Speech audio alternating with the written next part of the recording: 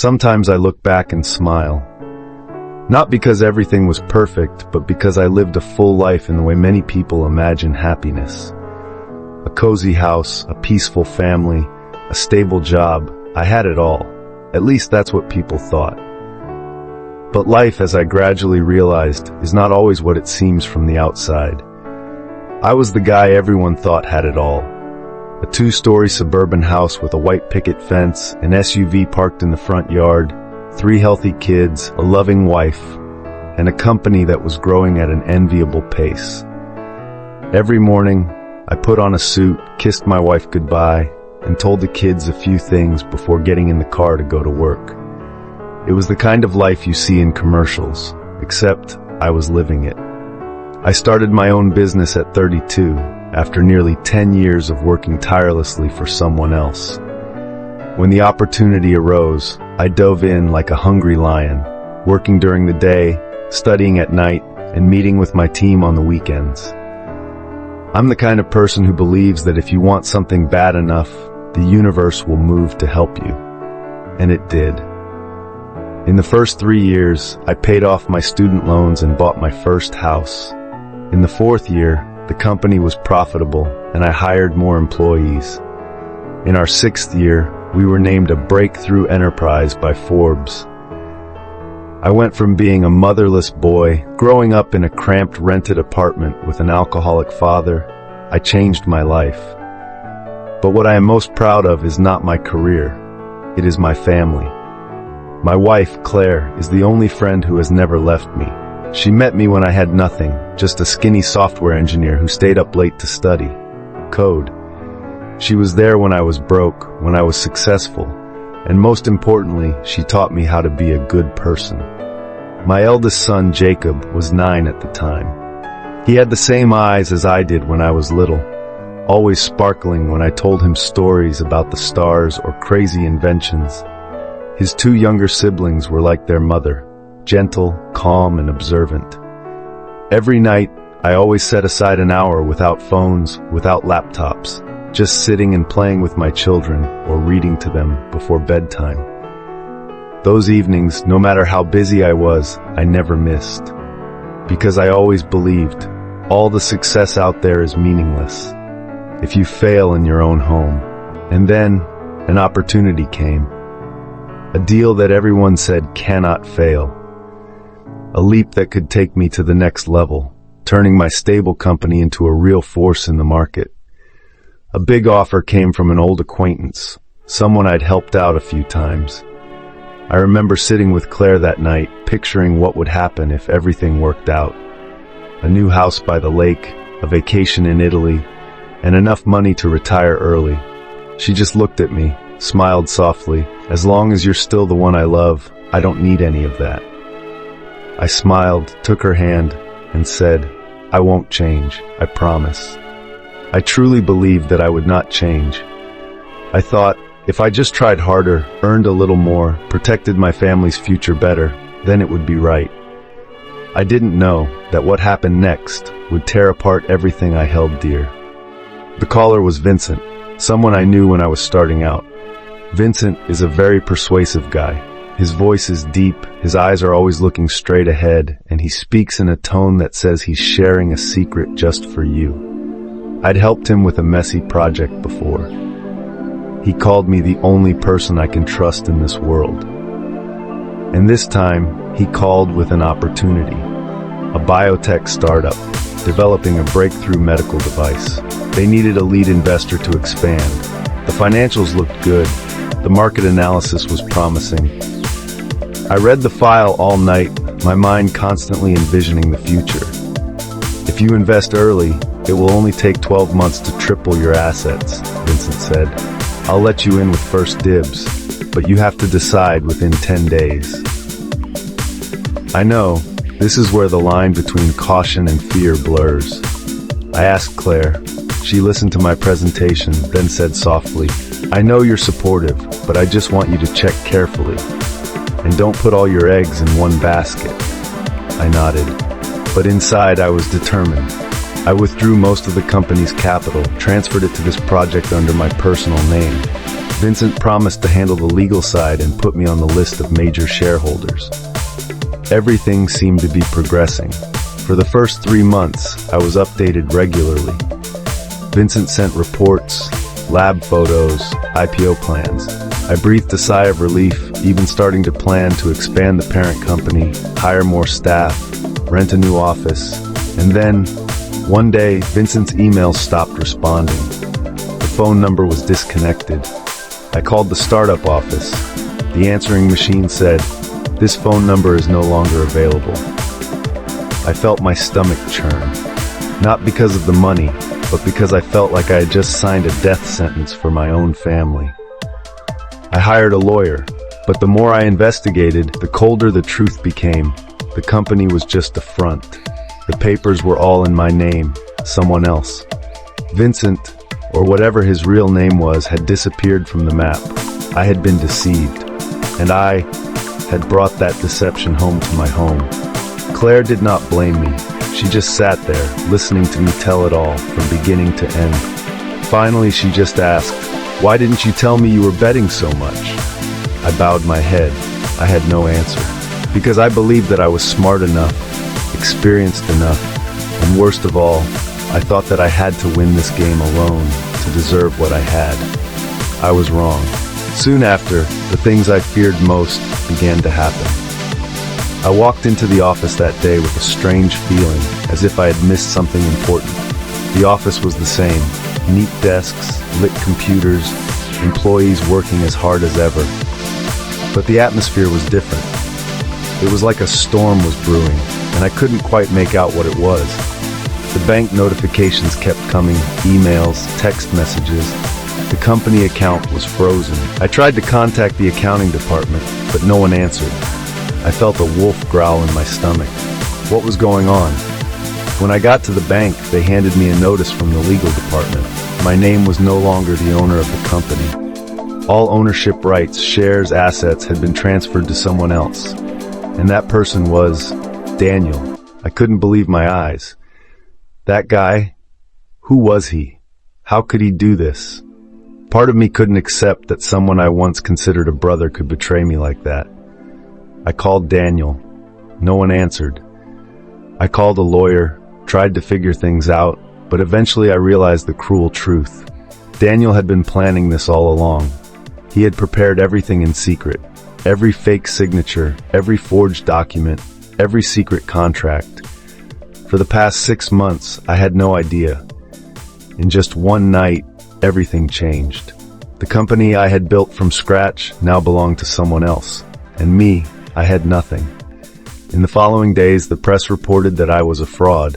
Customers started to withdraw, partners cut ties. We not only lost the company, but also the trust of everyone around us. People began to see me as a failure, a cheat. I returned home, but I couldn't face my wife. The look in her eyes was something I couldn't forget. It wasn't anger, but a deep disappointment. She didn't say anything, just silence. The unspoken questions from her eyes made me feel like I was falling into an abyss. I thought there was no way to save it. There was nothing worth living for anymore. Everything I had built, everything I had hoped for, collapsed in a single moment. I couldn't bear the feeling of loss, couldn't see the future anymore. That night, I went out and wandered the empty streets. Everything seemed blurry before my eyes. I didn't know what I was doing. I was just walking aimlessly. The rain started to fall, soaking my skin. I kept walking and walking, not knowing where I was going. Finally, I sat down under a tree, the rain hitting my face. I felt like a ghost, a faint shadow in this life.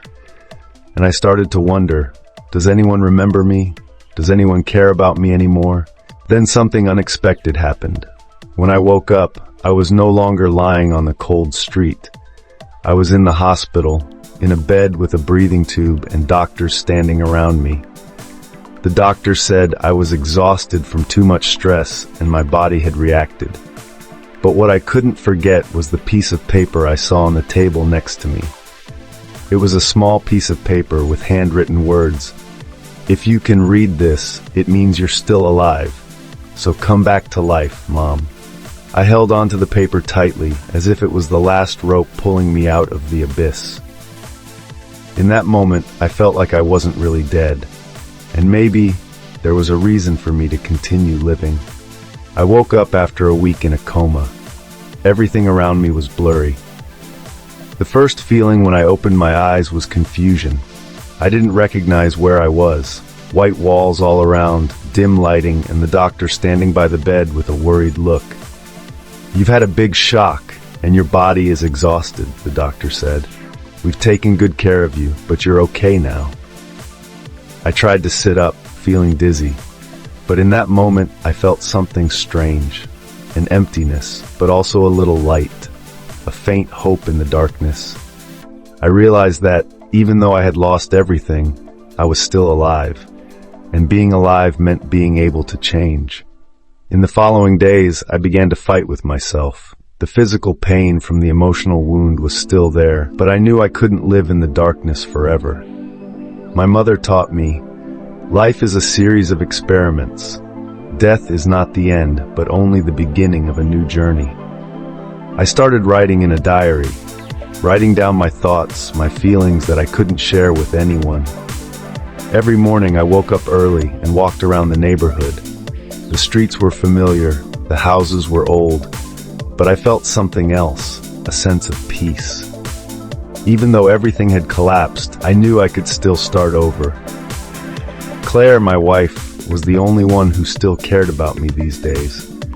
She didn't stay with me in the house, but she sent me letters and messages of encouragement.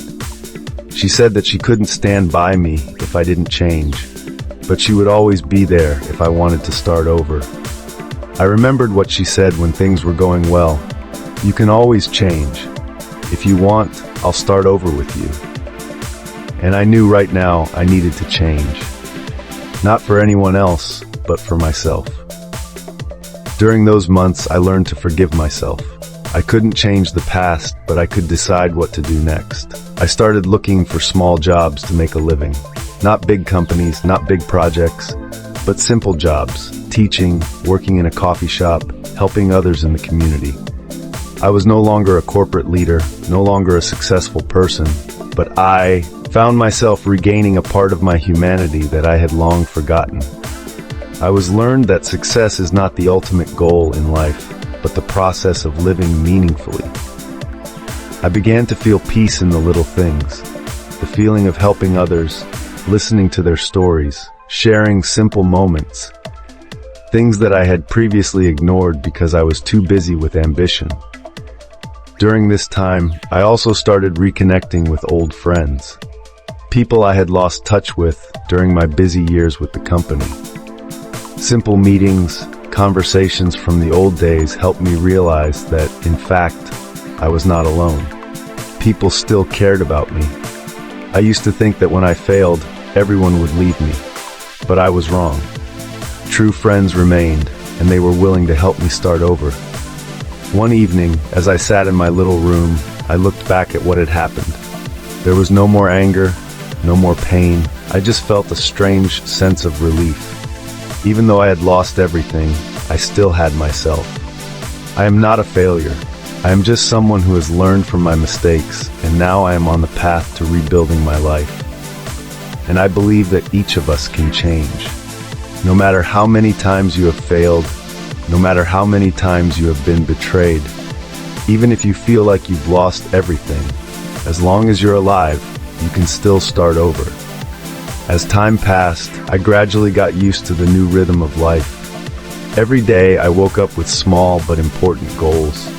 No more big meetings or ambitious projects. I worked hard, but not for money or fame, but to recover myself, to start over from simple things. During those days, I learned an extremely important lesson. Life does not always go according to our plans. Sometimes what happens in life is not a challenge for us to overcome, but a lesson for us to learn and grow. And I realized that every mistake, every failure has value. They're not the end, but an opportunity for me to look back at myself and change. I started taking courses, learning more about things that I had never cared about before. I learned about patience, about how to face pain and overcome it, I found a passion in helping others, teaching young people, sharing life lessons I've learned, being part of a community. That's what I'm really looking for. One afternoon, while I was sitting in my usual coffee shop, I met a man. He was an old customer who had worked with us when the company was still in operation. He looked at me for a long time, then said, "You have changed a lot. I didn't expect you to be able to stand up after all that happened." I smiled, but inside I felt a sense of relief. Not because I had come back, but because I knew I had grown up. Even though I had lost my career, I had not lost myself. We talked for a while, and I realized that not everyone is willing to look at the failures of others with compassion.